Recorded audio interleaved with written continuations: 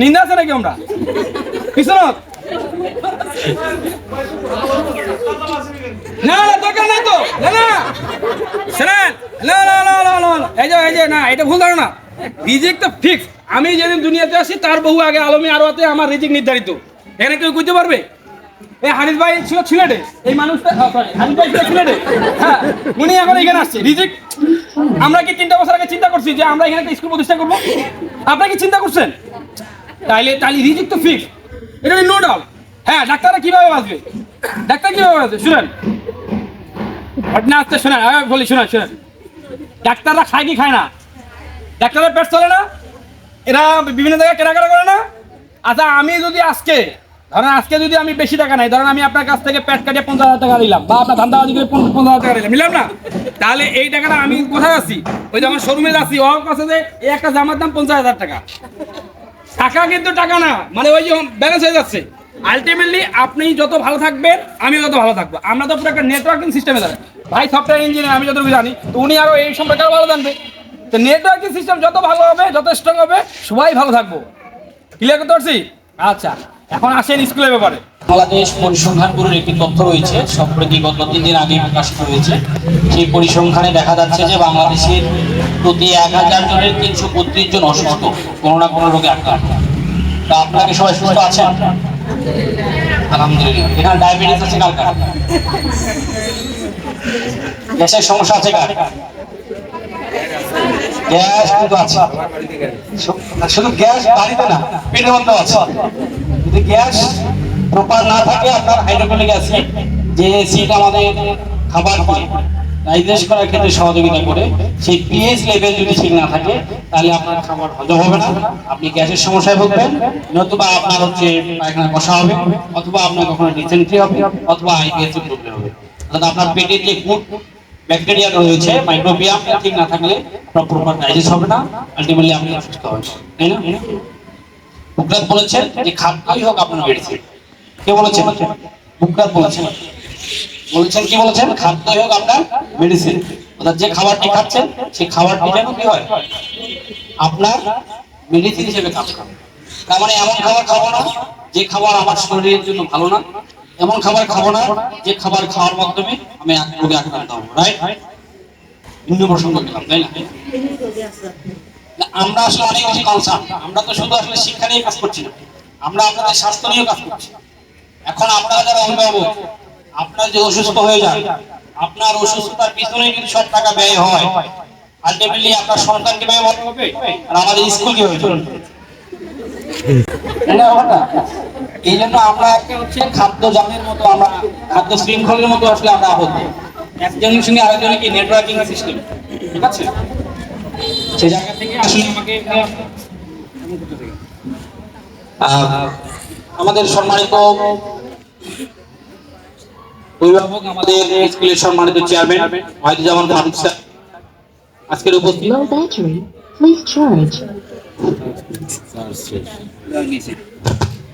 মুখে বলি হ্যাঁ মুখে বলো ঠিক আছে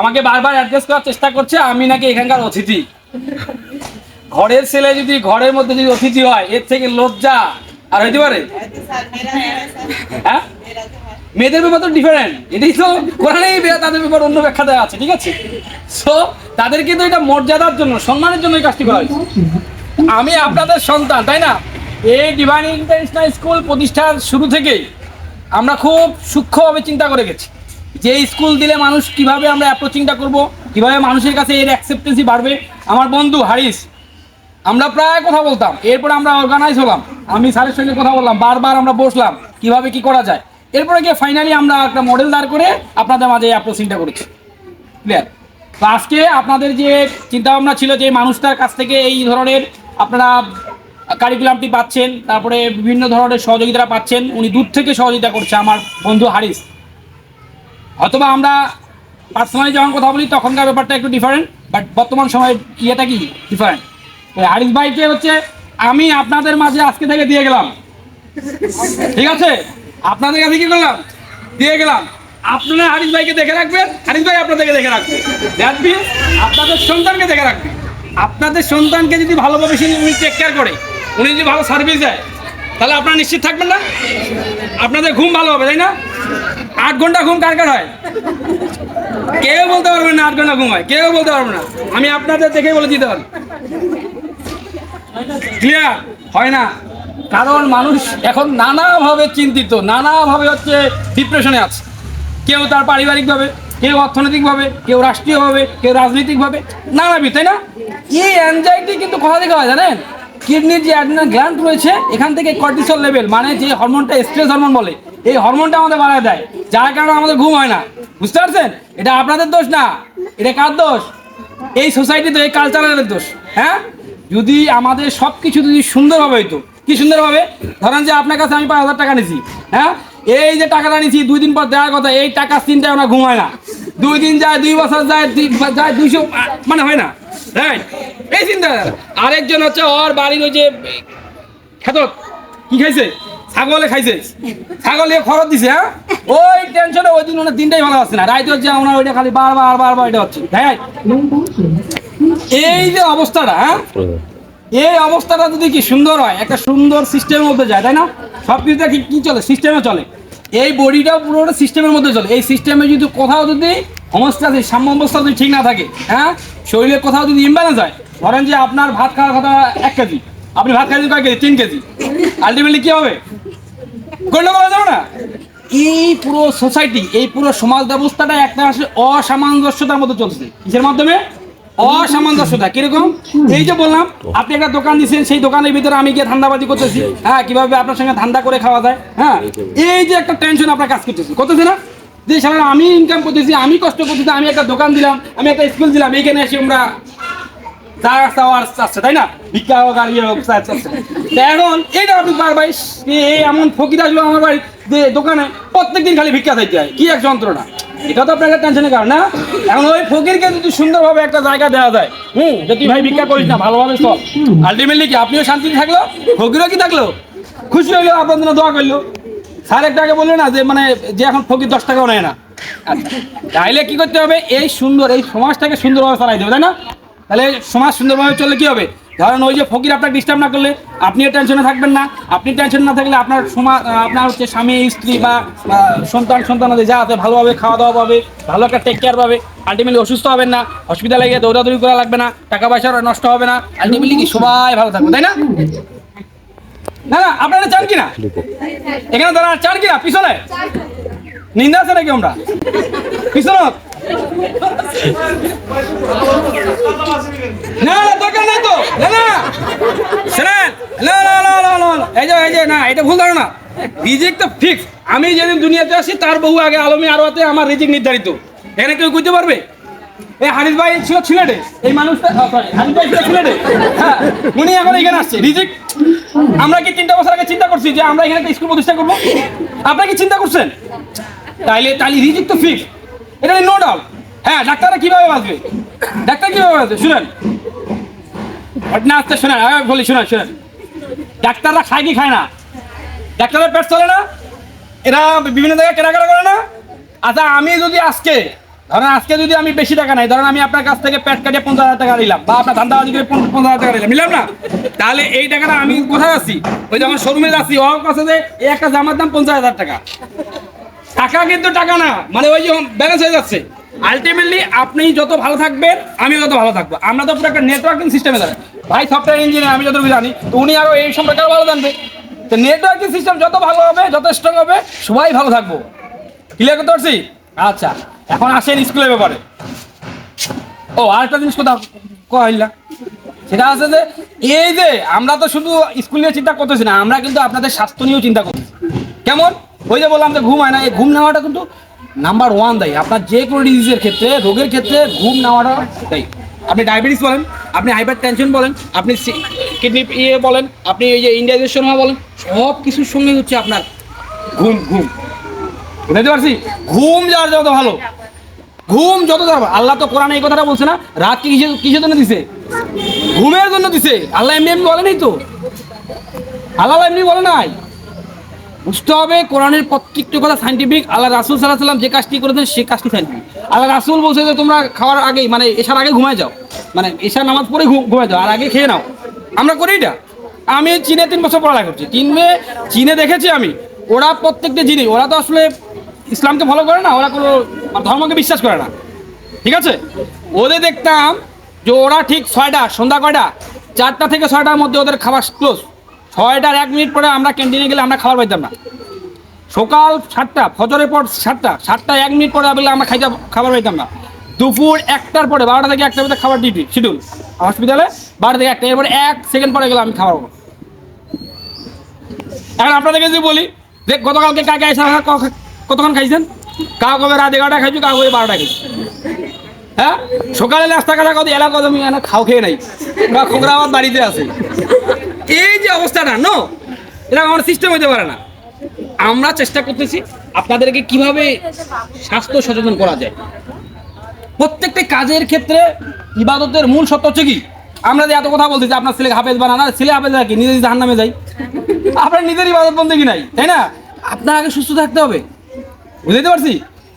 এই সুস্থতার জন্য আপনাদের কিভাবে সচেতন করা যায় সেটা নিয়েও আমরা কাজ করছি। আমরা গতকালকে আমাদের চেয়ারম্যান স্যারের সাথে কথা বলছিলাম যে আসলে আমাদের শুধু এটা না, ইসলামী অর্থনীতি না, ইসলামী রাষ্ট্রনীতি না, আমাদের ইসলামী স্বাস্থ্যনীতিটাও ফলো করা উচিত, রাইট? ইসলামী স্বাস্থ্যনীতি কী হওয়া উচিত, কী হওয়া উচিত? আল্লাহ রাসূল বলছে 3 ভাগের 1 ভাগ খাবেন, আমরা তো 3 ভাগের 3 ভাগ না, 3 ভাগের হচ্ছে 9 ভাগে খাই।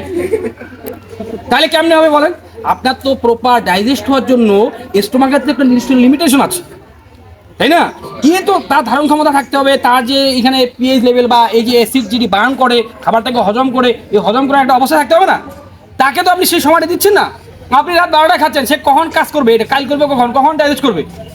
আলটিমেটলি আপনার গ্যাসের সমস্যা হচ্ছে, আলটিমেটলি আপনার ডিভিশন ঠিক হচ্ছে না, আপনার স্কিল ঠিক হচ্ছে না, আলটিমেটলি আপনি অসুস্থ হচ্ছেন। এই জন্য আমাদের উচিত প্রত্যেকটা জায়গায় ইসলামাইজ হওয়া, প্রত্যেকটা জায়গায় ইসলামকে প্রপার ফলো করা, আল্লাহ রাসূলের জীবনী নিয়ে আমাদের নিয়ে চিন্তা করা। তাহলে আলটিমেটলি আমরা সুস্থ থাকবো, সুন্দর থাকবো, এবং আমরা যে ধরনের চিন্তাকে লালন করি, আমার সন্তানকে আমরা একটা ব্রাইট ফিউচার দেখতে চাই, সেই ফিউচারটা আমরা পাবো। এবং সেই ব্রাইট ফিউচারের সহযোগী হিসাবে আমাদের ডিভাইন ইন্টারন্যাশনাল স্কুল কাজ করে যাচ্ছে। এই গত এক বছরে আমরা যে ধরনের সার্ভিসটা দিয়েছি, আমি দেখেছি আমরা তো ইন্টারন্যাশনালি আমরা কোলাবরেট করার চেষ্টা করি। গতকালকে আমার ইউরোপ থেকে এক ফ্রেন্ড ফোন দিয়েছে, ইন্ডিয়ান, সে আমাকে বলেছে বাংলাদেশ থেকে কারা কারা এই ধরনের পিএইচডি করতে চায়, একটা ইউনিভার্সিটি টিচারশিপ। সে আমাকে বলেছে যদি কেউ আসতে চায় মুশফিক তুমি আমাকে রেফার করো। দ্যাট মিনস আমরা শুধু আপনাদের সন্তানকে নিয়ে যে আজকে 1 2 তে আছে, 1 2 বাউয়ে আছে, ব্যাপারটা এমন না।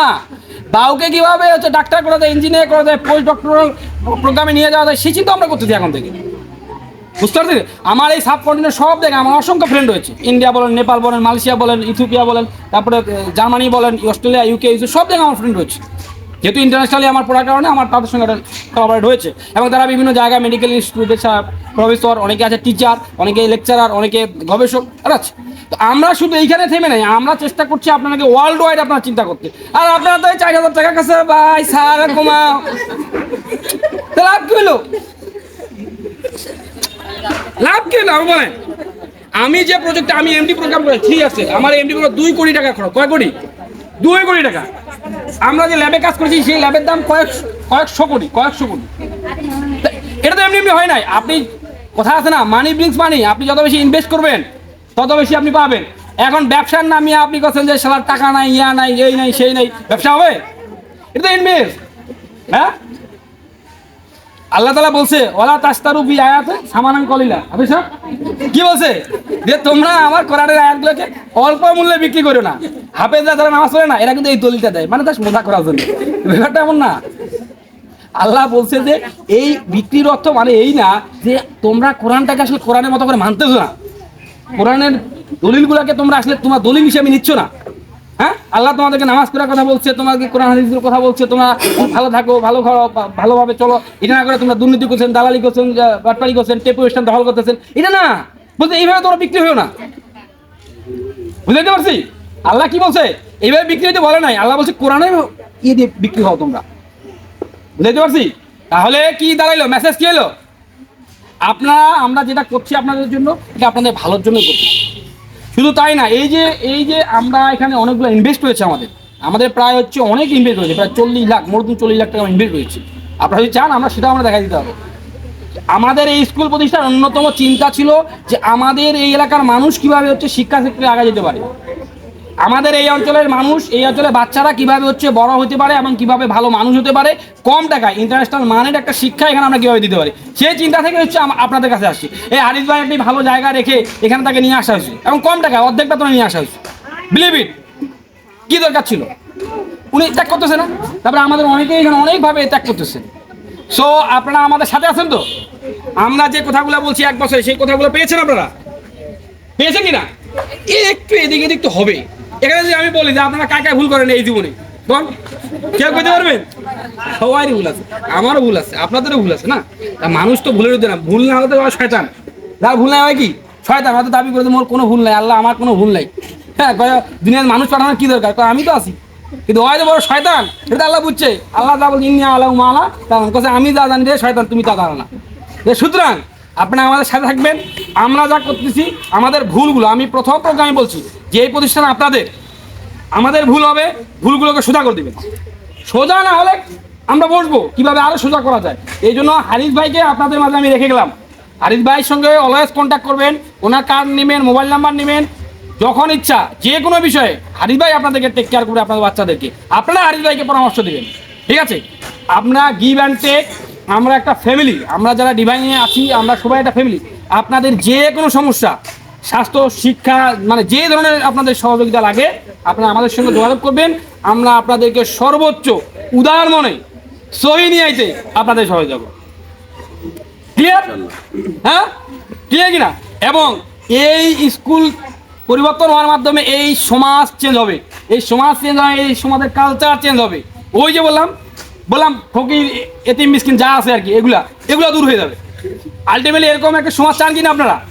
এটি যদি আপনারা চান তাহলে আপনারা আপনাদের বিবেকের জায়গা থেকে চিন্তা করবেন যে এই কাজগুলোকে, যারা এই কাজগুলোকে মডিফাই করে, যারা এই ধরনের সুন্দর সুন্দর মেসেজ দেয়, যারা এই ধরনের সুন্দর সুন্দর কথা বলে, তাদের আপনারা পক্ষে থাকবেন। ক্লিয়ার? আমি কি বুঝাইছি, বুঝছেন তো? সেটিও আপনাদের বুঝতে হবে। বুঝতে পারছি কিনা? বুঝাতে পারছি কিনা? বুঝেন নাই? হ্যাঁ, ঠিক আছে। তাহলে সবার প্রতি অবশ্যই অসম্ভব লেভেলের দোয়া আছে আপনাদের। আরে বাবা, এরা শেষ করেছো, তুমি কি খারাপ করো? সবাই দোয়া করবে, হ্যাঁ? ঠিক আছে, আল্লাহ হাফেজ, আসসালামু আলাইকুম।